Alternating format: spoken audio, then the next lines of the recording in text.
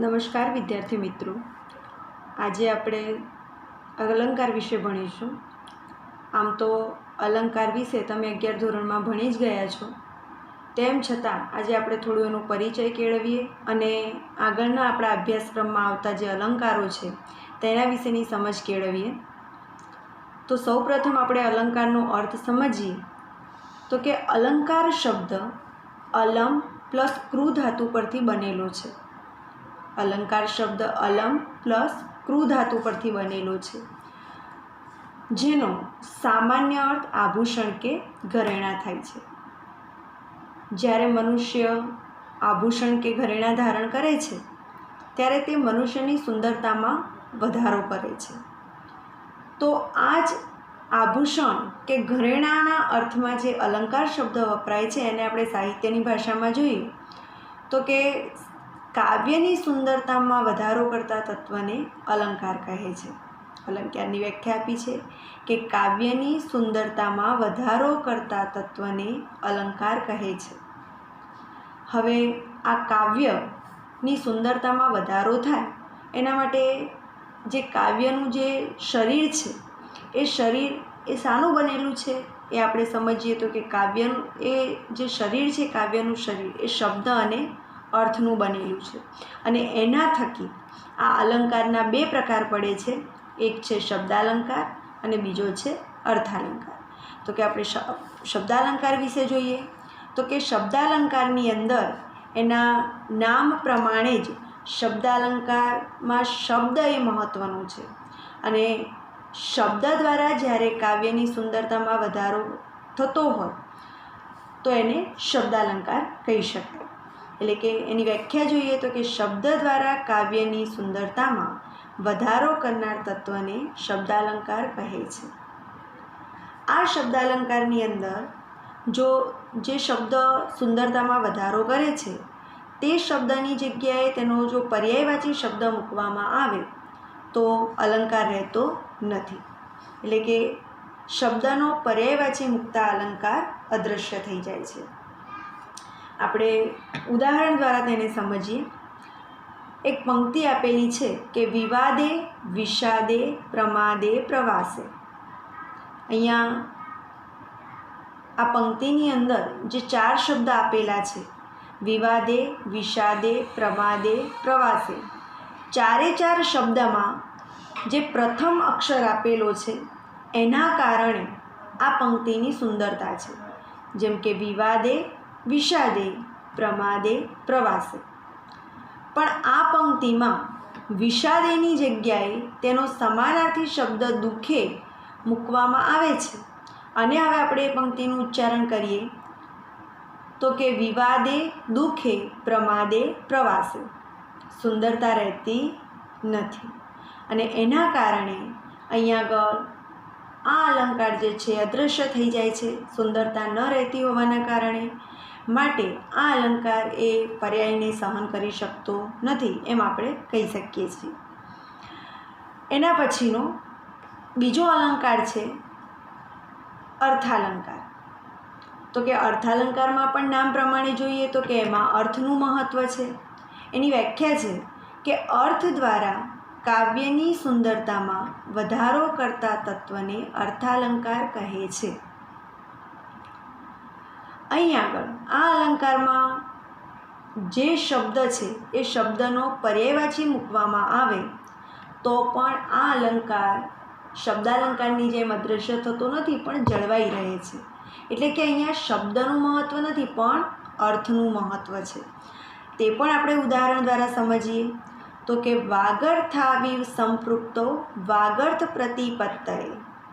અહીંયા પ્રથમ શબ્દ આપેલો છે વાગર્થાવિવ, એમાં શબ્દ છે વાગર્થૌ ઈવ. વાગર્થૌ એટલે વાણી અને અર્થની જેમ, સંપૃક્તો જોડાયેલા, વાણી અને અર્થની જેમ જોડાયેલા અથવા તો શબ્દ અને અર્થની જેમ જોડાયેલા. હવે અહીંયા વાગર્થની જગ્યાએ આપણે એનો સમાનાર્થી શબ્દ મૂકીએ શબ્દાર્થો. તો અહીંયા વાગર્થોની જગ્યાએ શબ્દાર્થો જે શબ્દ છે એ મૂકવામાં આવે તો પણ એ વાક્યનો અર્થ જળવાઈ રહે છે, શબ્દ અને અર્થની જેમ જોડાયેલા. આ જે શબ્દ છે એનો અર્થ જળવાઈ રહ્યો છે, માટે અહીંયા આ અર્થાલંકાર જળવાઈ રહે છે, અદૃશ્ય થતો નથી. આ સિવાય એક ત્રીજો પ્રકાર પણ માનવામાં આવે છે અલંકારનો, અને તે છે ઉભયાલંકાર. તો કે ઉભયાલંકારમાં આપણે જોઈએ તો કે એની સીધી વ્યાખ્યા કે બંનેનું મિશ્રણ, શબ્દાલંકાર અને અર્થાલંકાર બંનેનું મિશ્રણ, કે શબ્દ અને અર્થ બંને દ્વારા કાવ્યની સુંદરતામાં વધારો કરતા તત્વને ઉભયાલંકાર કહે છે. એક જ વાક્યમાં શબ્દાલંકાર પણ રહેલો હોય અને અર્થાલંકાર પણ રહેલો હોય. શબ્દ દ્વારા પણ કાવ્ય એ પંક્તિની શોભા વધતી હોય અને અર્થ દ્વારા પણ કાવ્યની શોભા વધતી હોય, તો આ એ જે ઉદાહરણ છે એ ઉભયાલંકારનું કહી શકાશે. હવે આપણે આપણા અભ્યાસક્રમમાં આવતા અલંકારો વિશે આગળ ભણીએ. તેમાં સૌથી પહેલો જે અલંકાર આપણે ભણવાનો છે તે છે શ્લેષ અલંકાર. અલંકાર વિશે જ્યારે સમજાવવાનું પૂછાય ત્યારે આપણે અલંકારની અંદર એનું લક્ષણ લખવાનું હોય છે, એની ગુજરાતીમાં વ્યાખ્યા લખવાની હોય છે, એનું ઉદાહરણ લખવાનું હોય છે અને એ ઉદાહરણને સમજાવવાનું હોય છે. તો આપણે સૌથી પહેલાં શ્લેષ અલંકાર વિશે જો સમજીએ તો શ્લેષ અલંકારનું જે લક્ષણ છે જોઈએ. લક્ષણ છે એનું શ્લેષ સવાક્યે એકસ્મિન યત્રાનેકાર્થતા ભવેત. ફરીથી શ્લેષ સવાક્યે એકસ્મિન યત્રાનેકાર્થતા ભવેત. આ લક્ષણને આપણે સમજીએ તો એમાં એવું કહ્યું છે કે વાક્ય એકસ્મિન એટલે કે એકસ્મિન વાક્યે, એક જ વાક્યમાં, યત્ર અનેકાર્થતા, યત્ર એટલે જ્યાં, અનેકાર્થતા અનેક અર્થો ભવેત થતા હોય. એક જ વાક્યમાં જ્યાં અનેક અર્થો થતા હોય તો તેને શ્લેષ કહેવાય છે. એનો અર્થ એવો થાય છે કે એક જ વાક્યમાં એક જ શબ્દના અનેક અર્થો થતા હોય તો તેને આપણે શ્લેષ અલંકાર કહીએ છીએ. એને ઉદાહરણ દ્વારા વધુ સમજીએ તો અહીંયા એક સરસ ઉદાહરણ આપેલું છે. અહીં કહ્યું છે કે કેશવમ પતિતમ દૃષ્ટવા પાંડવા હર્ષમાગતા રુદંતી કૌરવાહ સર્વે હા હા કેશવ કેશવ. એકદમ સરળ અલંકાર છે. અહીંયા સરસ કહ્યું છે. એનો અર્થ આપણે પહેલાં સમજીએ કે કેશવમ પતિતમ દૃષ્ટવા પાંડવા હર્ષમાગતા રુદંતી કૌરવાહ સર્વે હા હા કેશવ કેશવ. અહીંયા કેશવ શબ્દનો અર્થ આપણે લઈએ તો ભગવાન શ્રી કૃષ્ણ. તો કેશવમ પતિતમ દૃષ્ટવા, કૃષ્ણને પડેલા જોઈને, પાંડવા હર્ષમ આગતા, પાંડવો આનંદમાં આવી ગયા. કૃષ્ણને પડેલા જોઈને પાંડવો આનંદમાં આવી ગયા. આવું બની શકે? ન બની શકે. કારણ કે આપણને ખબર છે કે મહાભારતના યુદ્ધમાં કૃષ્ણ એ પાંડવોના પક્ષે છે, ધર્મના પક્ષે છે, અને જો કૃષ્ણ પડે અને પાંડવો આનંદમાં આવે તો એ શક્ય બને નહીં. તો અહીંયા પહેલી પંક્તિનો અર્થ સીધો આપણે લઈએ છીએ. એનો એક જે શબ્દ છે એનો અર્થ આપણે લઈએ છીએ તો કે કૃષ્ણને પડેલા જોઈને પાંડવો આનંદમાં આવી ગયા. રુદંતી કૌરવાહ સર્વે, રુદંતી રડવા લાગ્યા, કૌરવાહ એટલે કૌરવો, સર્વે એટલે બધા, બધા કૌરવો રડવા લાગ્યા. કૃષ્ણને પડેલા જોઈને કૌરવો દુઃખી થયા, કૌરવો રડવા લાગ્યા. આ પણ બની શકે નહીં. અને એ પણ શું કહીને? તો કે હા હા કેશવ કેશવ, અરે રે કૃષ્ણ કૃષ્ણ, અથવા અરે રે કેશવ કૃષ્ણ કેશવ, એમ કહીને બધા કૌરવો રડવા લાગ્યા. આ શબ્દ જે આપેલા છે કેશવ, પાંડવ અને કૌરવ, એનો આપણે એક જ અર્થ જોયો છે અને એક અર્થ આપણે લઈએ છીએ સીધો, તો અહીંયા જે ઘટના આપી છે એ રમૂજ ઉત્પન્ન કરે છે, એ સાચી લાગતી નથી. પણ આપણે એનો બીજો અર્થ જોઈએ તો કે કેશવનો જે બીજો અર્થ છે, એક તો કૃષ્ણ થાય છે અને બીજો એનો અર્થ થાય છે કેશવ. કે એટલે પાણીમાં, શવ એટલે મૃતદેહ, શવ, તો કે પાણીમાં પડેલું શવ. કેશવનો બીજો અર્થ થશે પાણીમાં પડેલું શવ. પછી બીજો શબ્દ આપ્યો છે પાંડવાહ. પાંડવાહનો બીજો અર્થ થશે માછલા. એક તો અર્થ પાંડવો થાય છે અને બીજો અર્થ થાય છે માછલા. ત્રીજો છે કૌરવાહ. કૌરવાહ શબ્દનો અર્થ એક તો કૌરવો અને બીજો થાય છે કાગડાઓ. તો આપણે એક અર્થ જે પહેલો આપ્યો છે કૃષ્ણ, પાંડવાહના પાંડવો અને કૌરવાહના કૌરવો, એ અર્થ જોયો. હવે આપણે એનો બીજો અર્થ લઈએ તો કે કેશવમ પતિતમ દ્રષ્ટવા. પાણીમાં પડેલા શવને જોઈને, પાંડવાહ એટલે માછલાઓ, હર્ષમાગતા આનંદમાં આવી ગયા. પાણીમાં પડેલા મૃતદેહને અથવા શવને જોઈને પાંડવો એટલે કે માછલાઓ આનંદમાં આવી ગયા. રુદંતી કૌરવાહ સર્વે. અહીંયા પણ આપણે કૌરવ શબ્દનો બીજો અર્થ લઈએ કાગડાઓ, તો કે બધા કાગડાઓ રડવા લાગ્યા. હા હા કેશવ કેશવ, અરે રે પાણીમાં શવ, પાણીમાં શવ. અહીંયા બીજો અર્થ છે એ સાચો છે. કઈ રીતે? તો કે પાણીમાં પડેલા શવને જોઈને માછલાઓ આનંદમાં આવી ગયા. માછલાઓને એમનો ખોરાક મળી રહેશે માટે આનંદમાં આવી ગયા. જ્યારે બીજી લીટીમાં કહ્યું છે કે બધા કાગડાઓ રડવા લાગ્યા. અરે રે પાણીમાં શવ, અરે રે પાણીમાં શવ. એટલે કે કાગડાઓના હાથમાંથી ખોરાક જતો રહ્યો છે માટે દુઃખી થયા છે અને રડવા લાગ્યા છે. તો આ રીતે શ્લેષ અલંકારમાં એક જ શબ્દના એક કરતાં વધારે અર્થ થતા હોય છે. હવે આપણે શ્લેષ અલંકારના પ્રકારો વિશે પણ આગળ જોઈએ તો કે શ્લેષ અલંકારની જેમ બે પ્રકાર છે. એક છે શબ્દ શ્લેષ અને બીજો છે અર્થ શ્લેષ. સૌથી પહેલાં આપણે શબ્દ શ્લેષ જોઈએ તો કે શબ્દ શ્લેષની અંદર શબ્દનું મહત્ત્વ છે. એટલે કે શબ્દ શ્લેષનું ઉદાહરણ હોય અને એમાં એક શબ્દની જગ્યાએ એનો પર્યાયવાચી શબ્દ મૂકવામાં આવે તો શબ્દ શ્લેષ રહેતો નથી.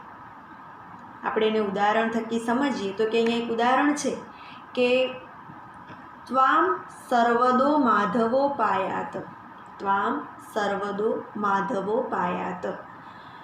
અહીંયા આગળ સર્વદો માધવો છે, એને આપણે છૂટો પાડીએ તો એના બે અર્થ થાય છે. એક તો અર્થ શબ્દ થશે છૂટો પાડીએ ત્યારે સર્વદા ઉમાધવ,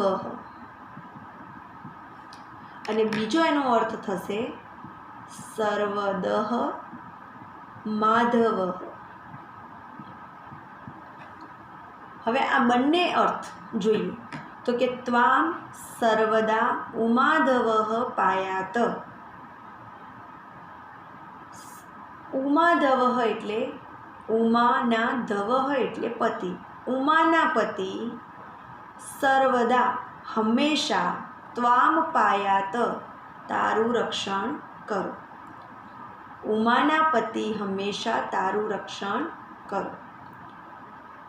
બીજો અર્થ લઈએ સર્વદઃ માધવ. માધવ એટલે શ્રી કૃષ્ણ, તો કે સર્વદઃ માધવ. સર્વદઃ એટલે બધું આપનાર ભગવાન માધવ, ભગવાન કૃષ્ણ ત્વામ પાયાત તારું રક્ષણ કરો. હવે આ અલંકારની અંદર આપણે જોઈએ તો અહીંયા સર્વદો માધવો જે છે એમાં માધવની જગ્યાએ કેશવ શબ્દ લખવામાં આવે, માધવની જગ્યાએ કેશવ શબ્દ લખવામાં આવે તો અહીંયા શબ્દ શ્લેષ રહેતો નથી.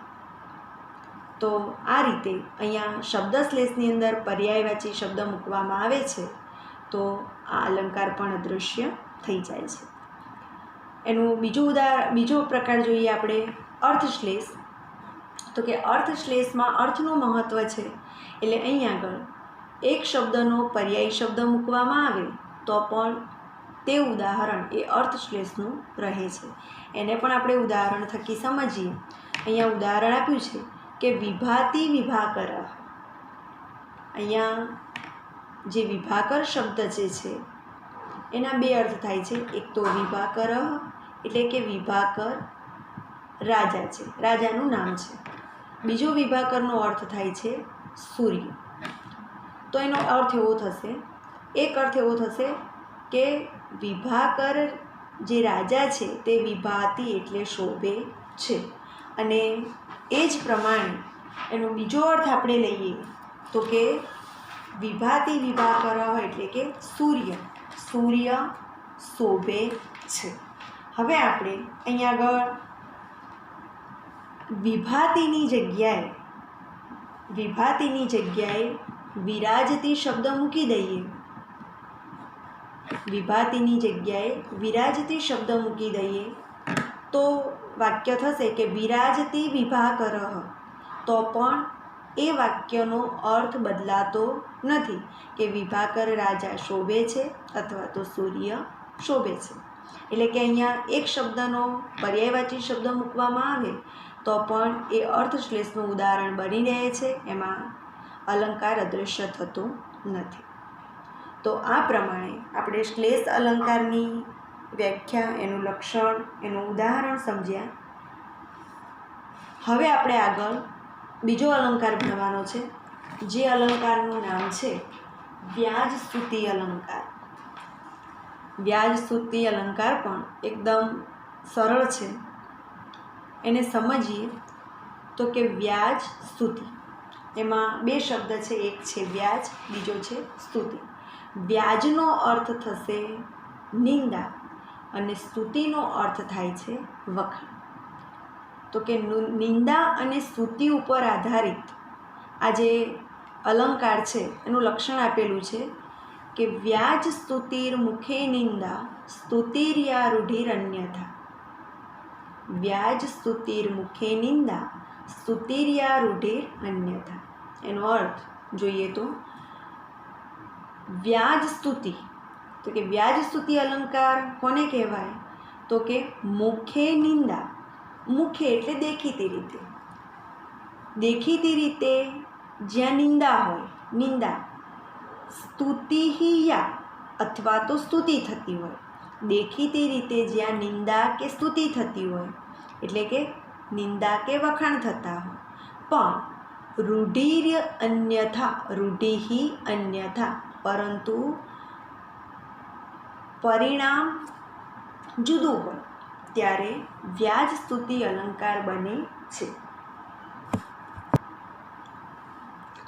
અહીંયા કહેવાનો અર્થ એવો થાય છે કે જ્યારે આપણે વાક્યમાં જોઈએ તો આપણને સૌથી પહેલાં જોતાની સાથે એવું લાગે કે કાં તો નિંદા કરવામાં આવી છે અથવા તો વખાણ કરવામાં આવ્યા છે.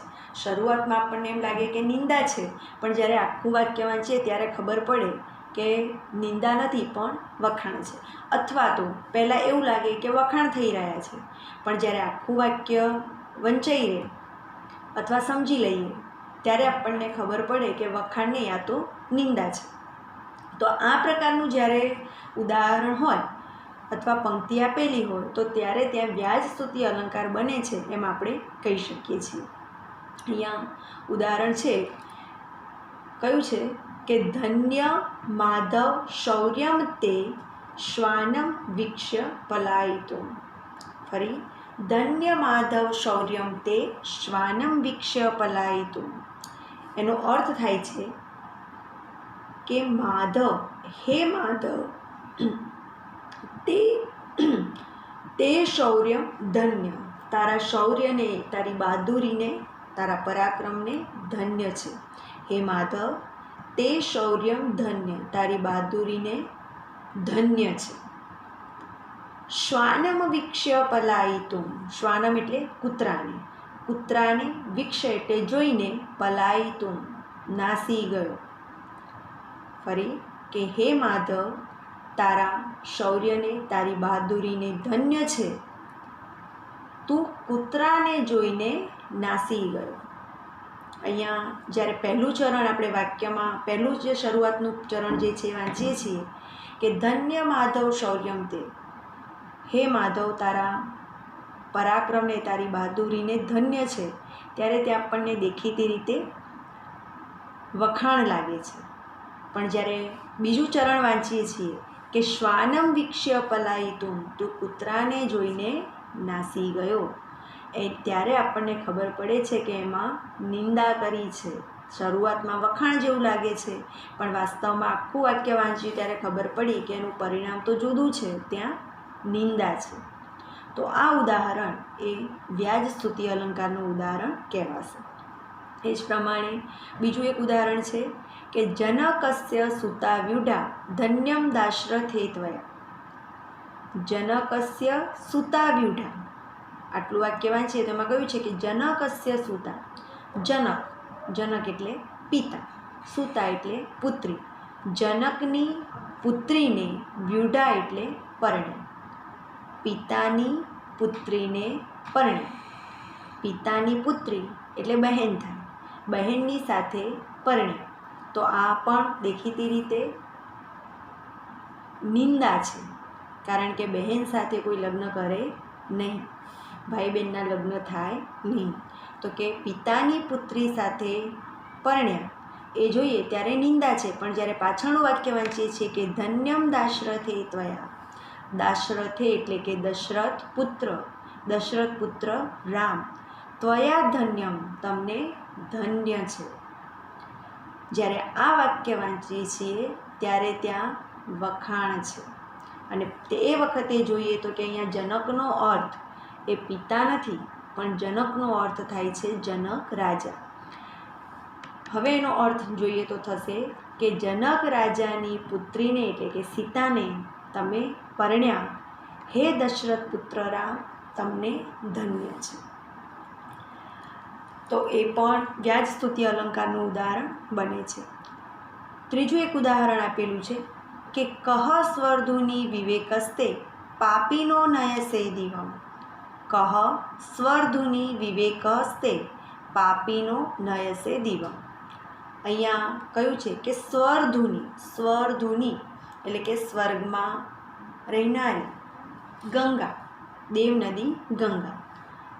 તો કે હે ગંગા નદી, વિવેક તે કહ, તારો વિવેક ક્યાં ગયો. હે દેવ નદી ગંગા, તારો વિવેક ક્યાં ગયો. વિવેક એટલે સારા ખોટાનો ભેદ, કે ગંગા નદીને કહેવામાં આવે કે તને સારા નરસાનો કોઈ જે વિવેક હોવો જોઈએ છે નહીં. કેમ? તો કે પાપીનો નયસે દિવમ. પાપીનો એટલે પાપીઓને, નયસે એટલે લઈ જાય છે, દિવમ એટલે સ્વર્ગમાં. તું પાપીઓને પણ સ્વર્ગમાં લઈ જાય છે. અહીંયા પહેલું ચરણ વાંચીએ છીએ કે હે દેવ નદી ગંગા, તારો વિવેક ક્યાં ગયો. તો અહીંયા દેખીતી રીતે નિંદા લાગે છે, પણ પાછળનું વાક્ય વાંચીએ છીએ કે પાપીનો નયસે દિવમ, તું પાપીઓને સ્વર્ગમાં લઈ જાય છે, ત્યારે ત્યાં એના વખાણ થઈ રહ્યા છે. તો આ રીતે આ ઉદાહરણ એ પણ વ્યાજ સ્તુતિ અલંકારનું ઉદાહરણ બને છે. અસ્તુ, ધન્યવાદ.